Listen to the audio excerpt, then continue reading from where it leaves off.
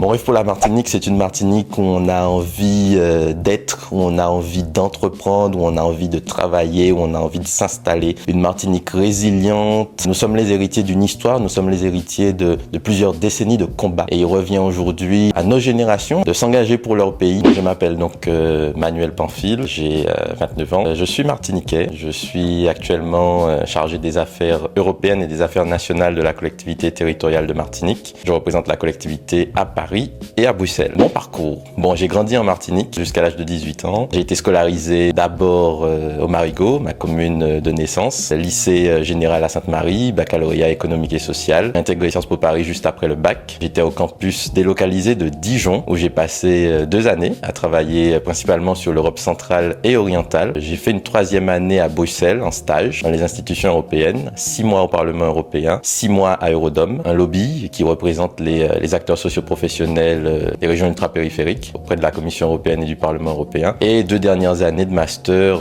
à Paris, master carrière juridique et judiciaire, principalement du droit pénal, avec en parallèle une classe préparatoire au concours de la fonction publique dans le domaine du droit. Sciences Po, c'était un rêve, c'était une ambition que j'ai eue dès le collège. J'ai intégré Sciences Po par la procédure CEP, la Convention d'éducation prioritaire. Ce qui m'a le plus marqué, c'est sans doute ma 3e année. Contrairement aux camarades qui ont choisi des échanges universitaires, j'ai choisi de réaliser une année consacrée au stage, donc une année de stage à Bruxelles, et j'ai pu vraiment découvrir le fonctionnement des institutions de l'Union européenne, le Parlement, le Conseil et la Commission. J'ai eu aussi, donc en 2e partie d'année, cette expérience dans un lobby, ce qui m'a aussi permis de me familiariser davantage avec la défense d'intérêts, la représentation d'intérêts, ce que je fais en partie aujourd'hui pour la collectivité territoriale de Martinique. Mon métier consiste à représenter la collectivité à Paris et à Bruxelles, c'est-à-dire auprès des institutions nationales et des institutions européennes. Je m'occupe en ce moment de la coordination des négociations sur le prochain cadre financier pluriannuel européen, c'est-à-dire la place de la Martinique et des régions ultrapériphériques dans les prochaines politiques européennes de 2028 à 2034. Et sur les sujets nationaux, je suis bien sûr l'ensemble des projets de loi, des propositions de loi, décrets, arrêtés qui sont publiés par le gouvernement. Et je m'occupe bien sûr d'alerter la collectivité et puis aussi d'être l'interlocuteur privilégié de nos parlementaires, faire passer des amendements, défendre les intérêts des Martiniquais, de la collectivité et de toute la Martinique dans le cadre des textes qui sont discutés. Ce qui m'anime, c'est le développement de mon territoire et j'ai même envie de dire de mon pays. Depuis le début de ma carrière professionnelle, je me suis consacré entièrement à la Martinique, d'abord à l'Assemblée nationale, ensuite à la collectivité territoriale de Martinique et ma boussole a toujours été de travailler pour le développement de mon pays, un mieux-être, un mieux vivre en Martinique, c'est ma boussole et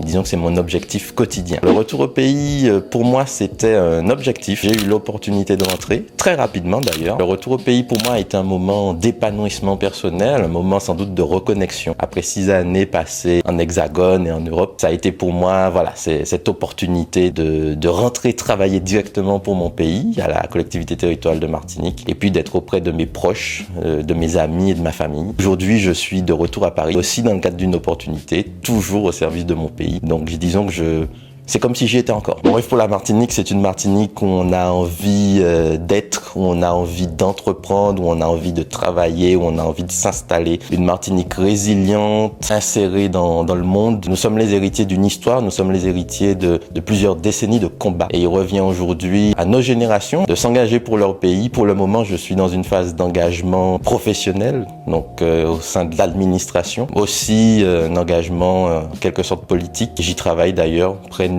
une autre dimension, passer du bureau, de l'administration à la défense d'une vision et d'un projet concret pour la Martinique. J'ai envie de dire à mes camarades ultramarins de ne pas avoir peur, de représenter leur territoire où qu'il soit. Vraiment, ne vous mettez pas de barrières. L'Hexagone, l'Europe peuvent être bien sûr un objectif. Le retour au pays peut être un objectif ou un rêve.